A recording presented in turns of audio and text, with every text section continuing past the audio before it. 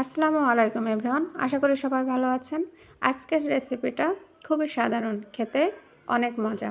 তো চলুন এই সহজ রেসিপিটি আজ আমি আপনাদের শেয়ার করব। এখানে আমি একটি প্যান নিয়েছি এবং প্যানে পরিমাণ মতো তেল নিয়েছি।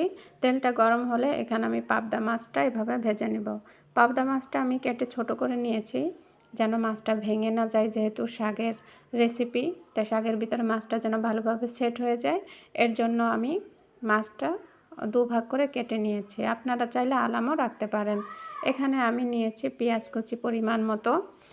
পেঁয়াজটা একটু সফট হয়ে আসলে এখানে দিয়ে দেবো এক চামচ করে আদা রসুন, হলুদ এবং শুকনো মরিচের গুঁড়া, এবং দিয়ে দিব স্বাদ মতো লবণ। তো উপকরণগুলো দিয়ে খুব ভালোভাবে মিশিয়ে নিব। উপকরণ মশলাগুলো যেন পুড়ে না যায়, এর জন্য এখানে পানি দিয়ে কয়েক মিনিটের জন্য মশলাটা কষিয়ে নেব। তো অলরেডি যখন তেলটা উপরে চলে আসবে, বোঝাই যাবে যে মশলাটা খুব ভালোভাবে কষানো হয়ে গেছে। তো ওই পর্যায়ে এখানে আমার শাকটা অ্যাড করে দেবো। এখানে আমি খুব কচি লাউ শাক এবং লাউ শাকের যে ডাঁটিটা থাকে, সে কচি কচি ডাঁটিগুলো আমি নিয়েছি। দেখতেই পারছেন ডাঁটিগুলো কিভাবে কেটেছি এবং শাকগুলো আমি কিভাবে নিয়েছি। শাকগুলো আমি এখন মশলাতে অ্যাড করে দিব। এখানে নিয়েছি কাঁচামরিচ, আপনাদের ইচ্ছা মতো মরিচটা অ্যাড করতে পারবেন কম বেশি করে। শাকটা দেওয়ার পরে উভয় উপকরণ এভাবে আমি খুব স্মুথলি মিশিয়ে নিব। দেখবেন যে নাড়তে নাড়তে একসময় একটা স্মুথ ভাব চলে আসবে। তখন এখানে আমি আমার মাছটা সেট করে দিব। যেহেতু এটি শাক এবং শাকের ডাটা ব্যবহার করেছি, তাই মাছটা আমি এভাবে কেটে নিয়েছি।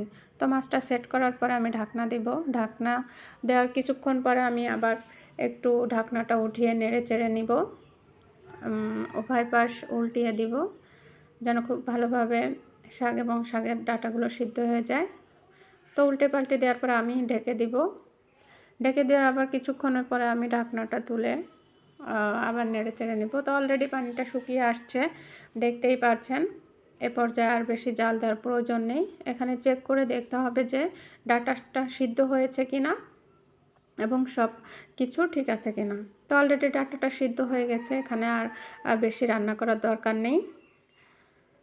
এখানে পানিটা অনেকটা টেনে গেছে। তো এটা আমার রান্না শেষ। আমি এখন আপনাদের পরিবেশন করে দেখাবো। আমি এখন একটা সার্ভিং বলে এটা ঢেলে নিব। দেখতেই পারছেন যে কত সুন্দর একটা কালার আসছে এবং দেখতেও কতটা ভালো লাগছে। তো এভাবে আপনারা বাসায় তৈরি করে নেবেন। খুব সহজ একটা রেসিপি, কিন্তু খেতে কিন্তু অনেক মজা। তা আশা করি সবাই এভাবে বাসায় ট্রাই করবেন এবং সুন্দর সুন্দর কমেন্টস করে আমাকে জানাবেন এই সিম্পল রেসিপিটি আপনাদের কেমন লেগেছে। দেখতে সিম্পল হলেও খেতে কিন্তু অনেক মজা। গরম গরম ভাতের সাথে এই রেসিপিটি অনেক ভালো লাগবে আশা করি। তো আমার ভিডিওটা যদি আপনাদের ভালো লেগে থাকে, অবশ্যই লাইক কমেন্ট শেয়ার করবেন এবং যারা নতুন আছেন, নতুন নতুন ভিডিও পাওয়ার জন্য আমার চ্যানেলটি সাবস্ক্রাইব করবেন। আল্লাহ হাফেজ।